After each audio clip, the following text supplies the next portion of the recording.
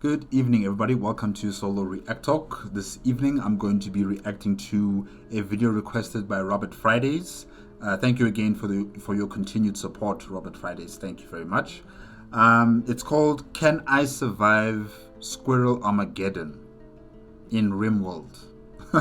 Okay, made on the Riggie YouTube channel. Yeah, "Can I Survive Squirrel Armageddon in Rimworld?"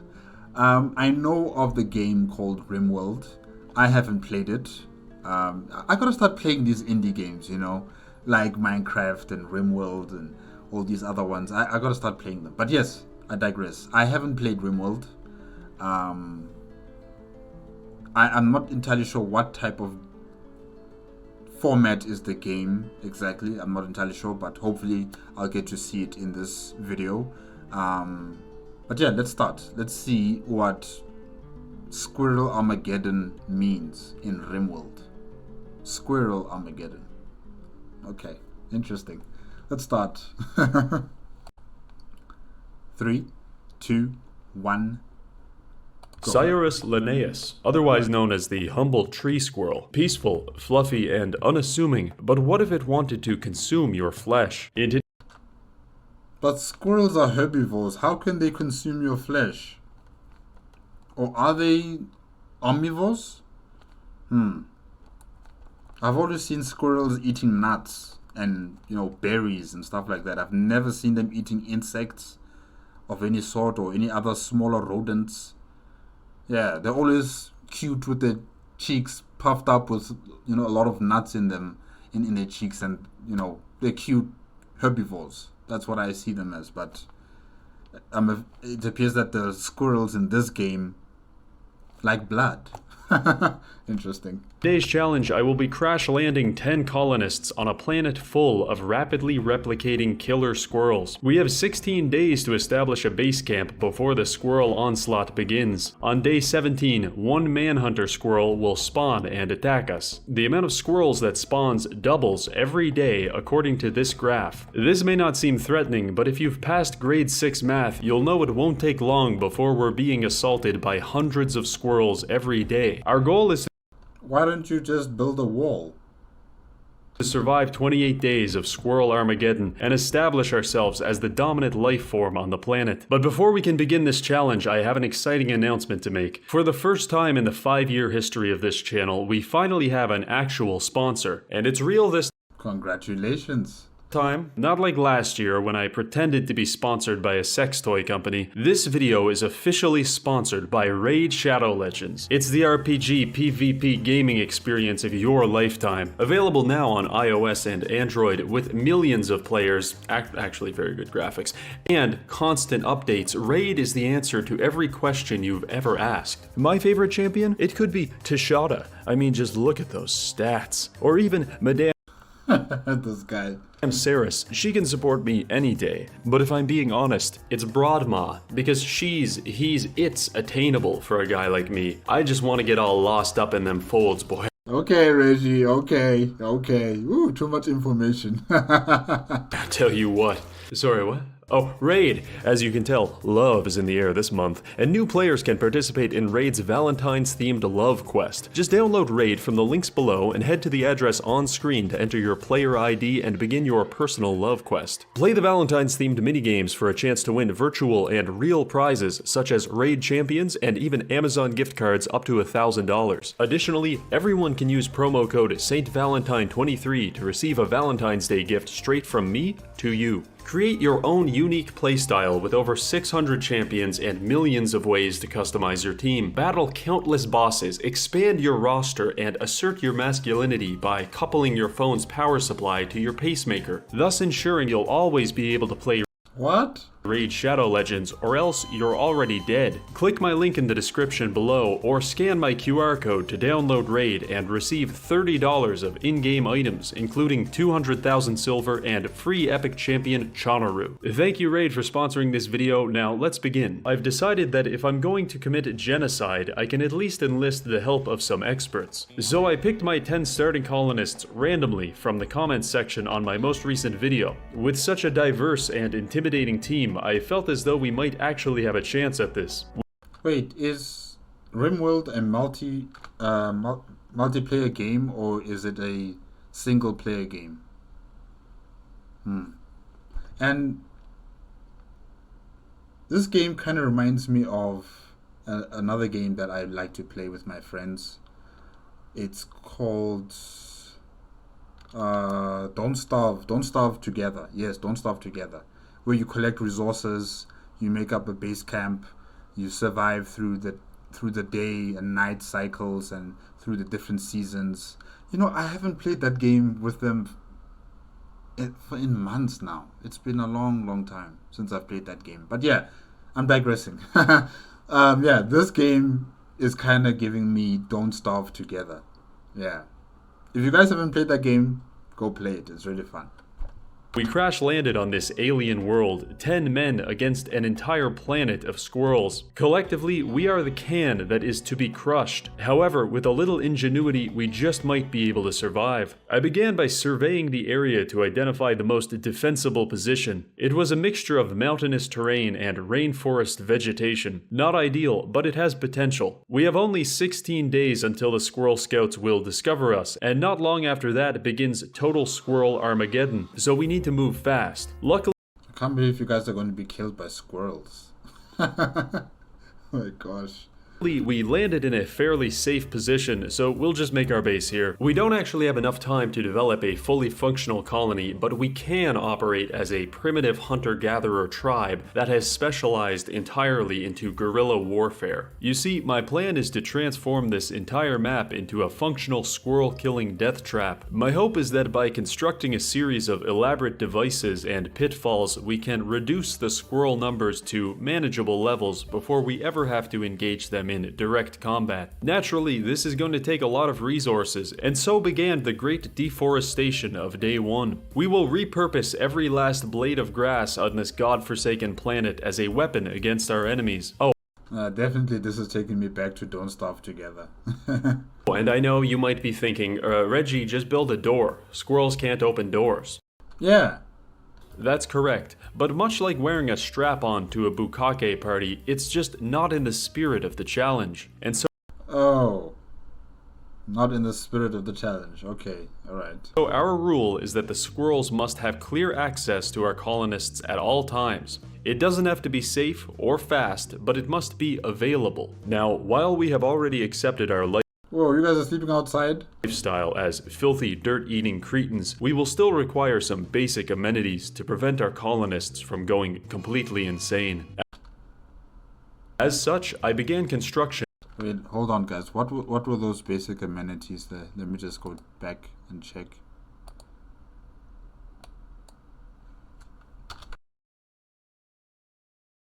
Filthy, dirt-eating cretins, we will still require some basic amenities to prevent our colonists from going completely insane.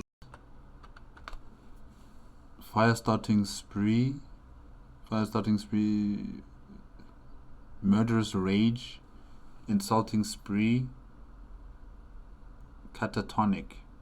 Okay, I'm not entirely sure what's going on here, but I think these are the different members of the team, and they're all experiencing these types of mental situations.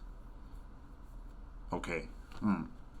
Insane. As such, I began construction on a tasteful bedroom, as well as a slave labor research cave. And that was day one. Research, wood gathering, and interior decorating, the trappings of any good genocide. But if we want to survive past day 20, our society will need to evolve into a more techno-militaristic and authoritarian regime. With my personal guidance, I think we can get there. Wow.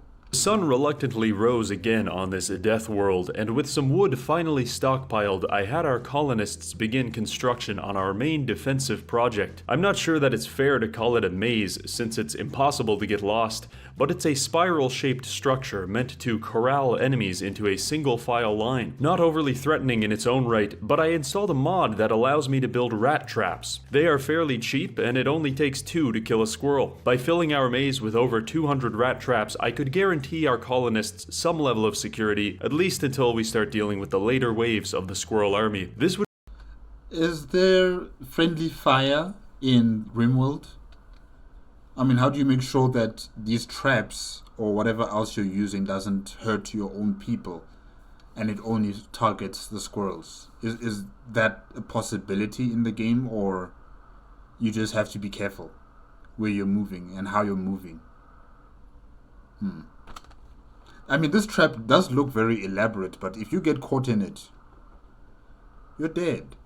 Would be our primary construction project for the next few days. During this time, nestled into the side of a mountain, was my team of research scientists, furiously folding and unfolding the same piece of paper in an attempt to extract some arcane knowledge. In Wow. time, we managed to discover some basic human necessities, such as power generation and chlorine gas. I have to say, there was something relaxing about watching the colonists hard at work, bending the very planet to their will and literally draining the swamps. It is tranquil in a way that belies the reality of this holy war. Complacency would mean death, and innovation life. Our scientists understood this, and we developed a way to jerry-rig some very low-tech turrets made and fueled entirely by wood. We outfitted our base's perimeter with these turrets and also began to spray down the surrounding area with water. Okay. I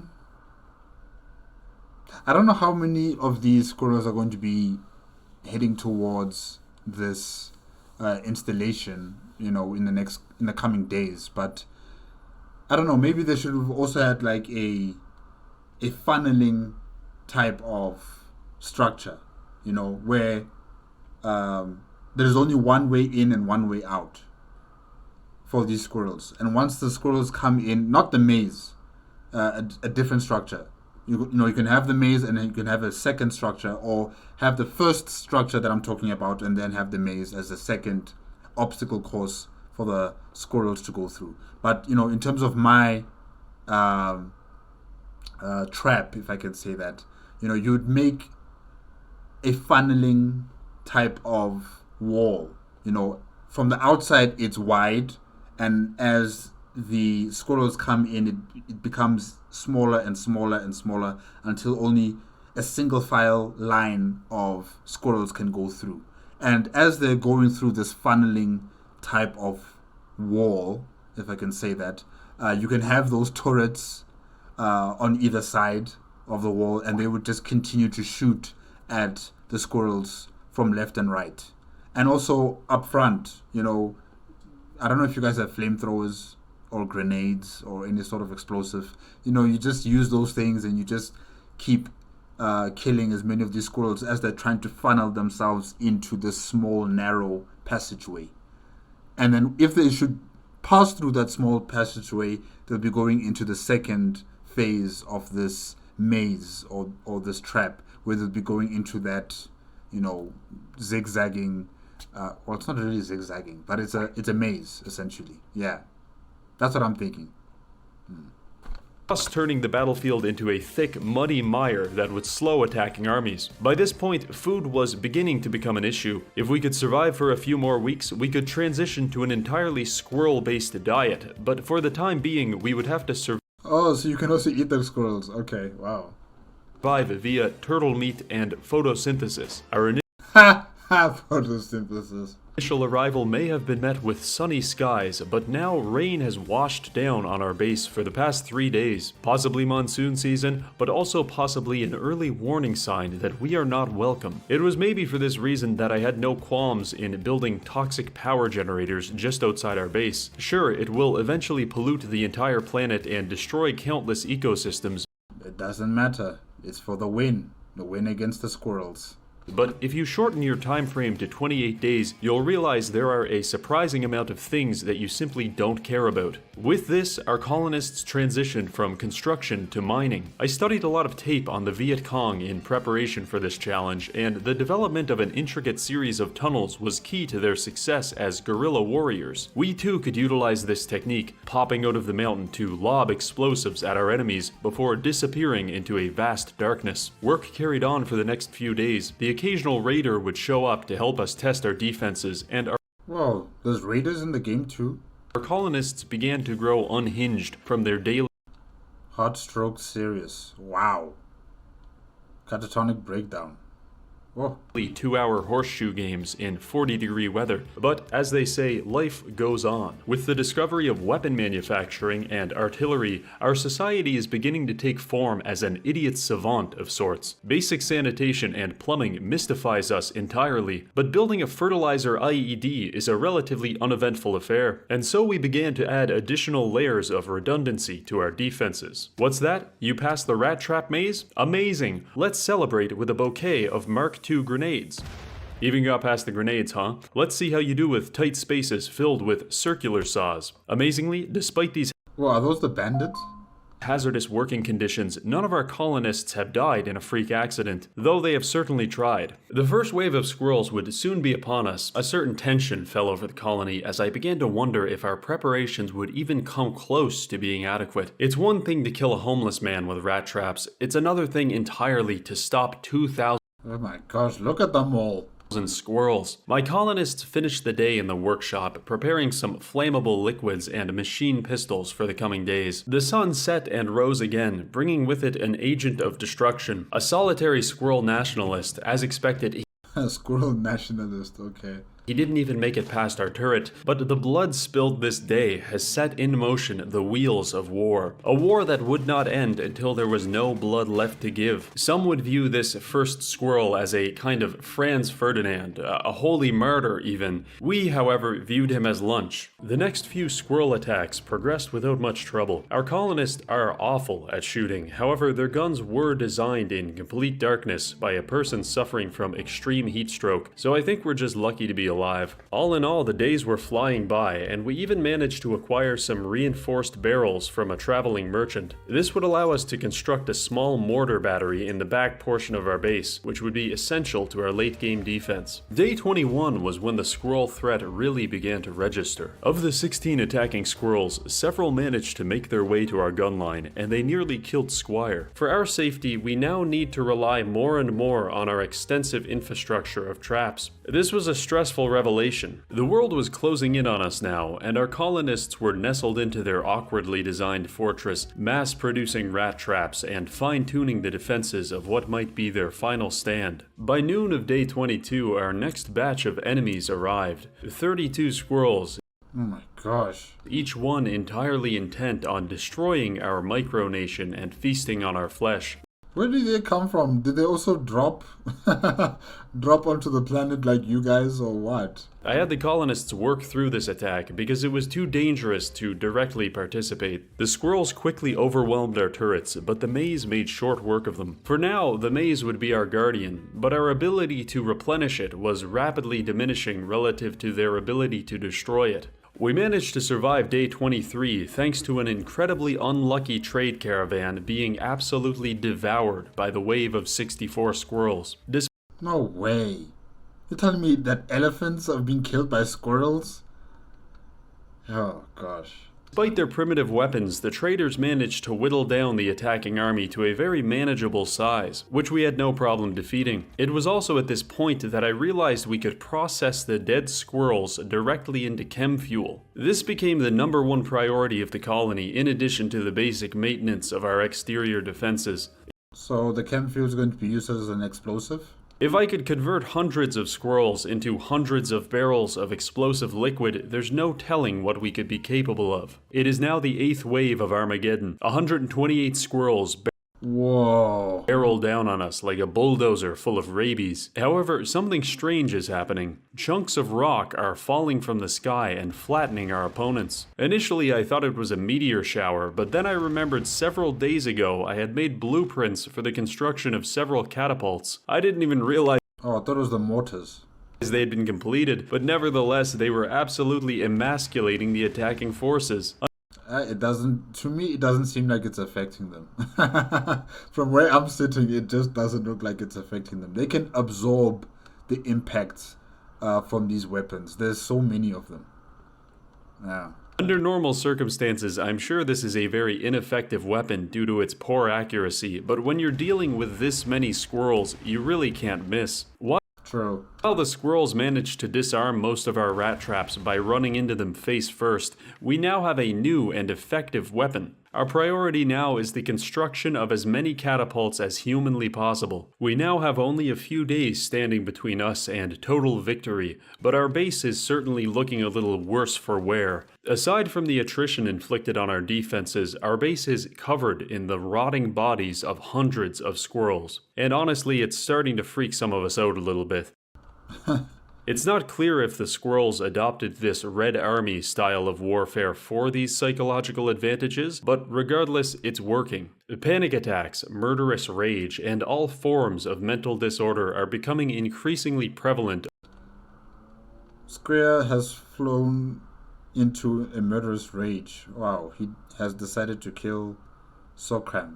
Wow. Among our colonists. Luckily, there is a one-size-fits-all medicine for these problems. A complex series of gang initiations to return you to your senses. It was at this point I realized we are no longer growing as a colony. Rather, our development has likely peaked around day 20, and every day after that, the squirrels have been rapidly eroding our progress.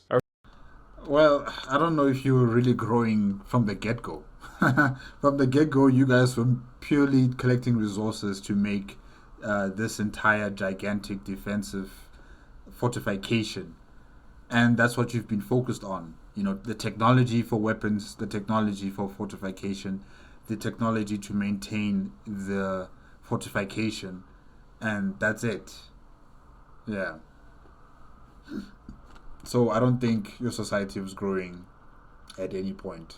Society is in a sort of tailspin, but so is the squirrel population. The question is, which will hit zero first? Wave after wave hit our base. 256 became 512, which eventually became 1024. Okay, it's over. It's over. It's over. 1000, it's over. The second last wave of the entire challenge. Hundreds of kamikaze squirrels have left our catalog of traps dangerously thin, and I felt as though our chances of survival were low. It is now time to initiate scorched earth tactics. Just prior to the arrival of the next wave, I had King and Squire shuffle their way through the sea of corpses to the front of the base, where they lit fire to the surrounding vegetation. This would hopefully spread outward, ravaging our enemies on approach. It may also spread inward, but at this point that might actually clean the place up a bit. I also had our mortar team load high explosive and toxin-filled shells for the attack. If these rodent fucks want us dead, they'll have to be prepared to reenact the Normandy landings every day for the rest of the challenge. The Crazy. squirrels approached under heavy artillery fire. They reached the outer wall, at which point they assembled into a formation known only as FPS Killer. I was going to say, if you guys had to search some sort of high-yield explosive, like maybe a bunker buster type of missile, or I don't know, a nuclear bomb, I think that's what you're going to need, because these numbers of the squirrels here, it's just simply overwhelming. Initially, it looks like the squirrels aren't doing anything, but that's just because my game has involuntarily been put in slow motion, and the squirrel hive mind is now deciding how to best assault our defense. Oh my gosh. StarCraft. Honestly, with these numbers, it doesn't really matter. The attackers washed upon us with all the grace of a ruptured sewage pipe, storming through my caltrops, surviving mineshaft collapses, and even showing surprising resilience to nerve gas. You'd think that at some point the squirrels would wise up to our traps. I mean, they're literally slowly shuffling towards them in a single file line. But much like Chinese factory workers, they are simply unable to resist launching themselves into industrial machinery. Eventually, they did manage to prop open some of our doors and circumvent many of our traps entirely. That said, they weren't without their casualties. Whoa, look at all that fire. Fire was spreading through their ranks, and as they filtered into our final defensive position, we engaged them in a razor-thin fight to the death. Fearing this might be the end, I had the remaining colonists ingest a highly potent combat drug known as luciferum. It would kill us eventually, but then... Alright. Again, so would the squirrels, and so we decided not to go quietly into that sweet night. For every inch of ground gained, they lost dozens to IEDs, arrow turrets, and withering gunfire. And after 21 consecutive hours of fighting, 1,024 squirrels lay defeated in various stages of our fortress.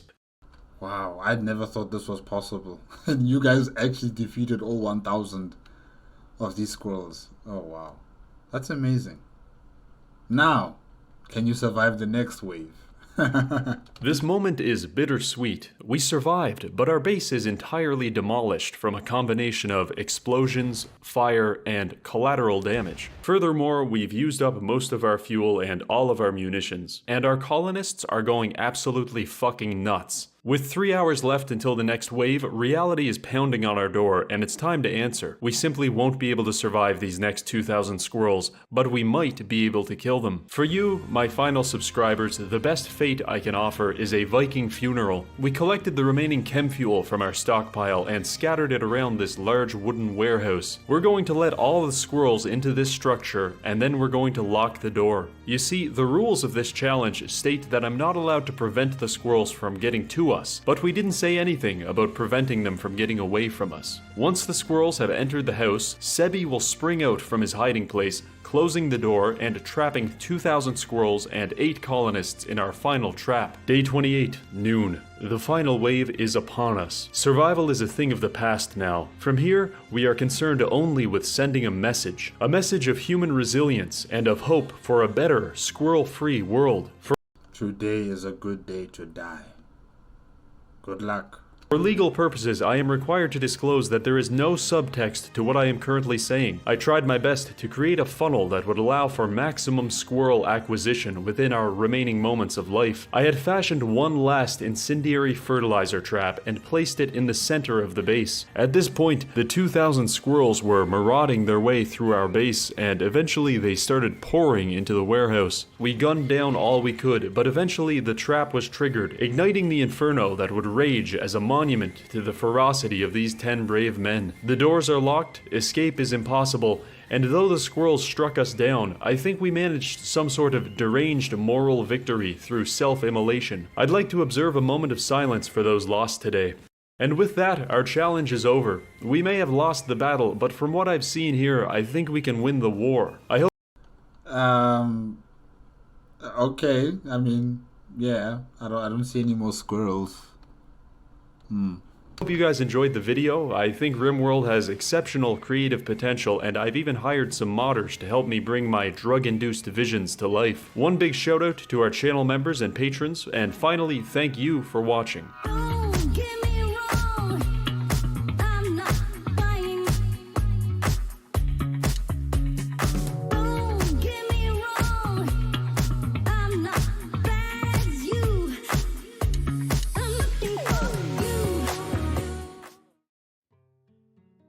Nice song. Yes, guys, that's it with Can I Survive Squirrel Armageddon in Rimworld, made on the Riggie YouTube channel, requested by Robert Fridays. Guys, carnivorous squirrels. What the hell is going on in this game? What the hell is going on in this game? What is going on here? How can there be carnivorous squirrels? I'm just imagining a movie set on such a premise where squirrels decide that they're not going to eat nuts anymore. They're going to be eating flesh, yeah.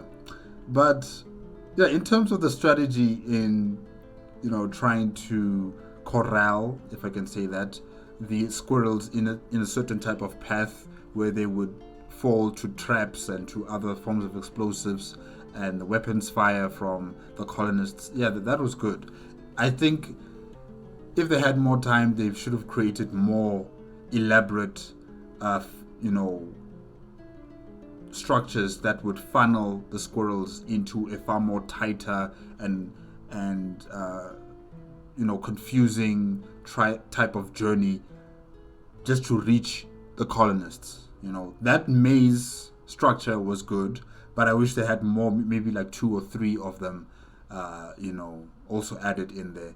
Maybe not the same type of design, maybe something else, like the one that I suggested, like a wall or should I say like a funneling mechanism where on the outside it's spread out, and the only way for the squirrels to continue going forward is to enter in between the two walls, and as it gets smaller and smaller, only the squirrels can enter in a single file line. Something like that. Yeah. Maybe I need like a pen. Yeah. Something like, hold on. Do it on a new page.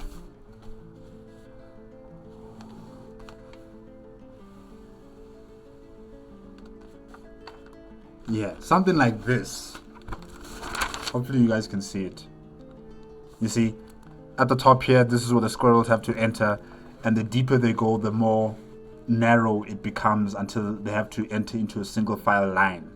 Yeah, something like that. And then on the sides here, you could put the turrets, and also the colonists with their weapons to just shoot at them one by one as they're funneling themselves into this small, narrow passageway. Yeah, something like that. But otherwise, there was just not going to be any victory here. I mean, they were just outnumbered.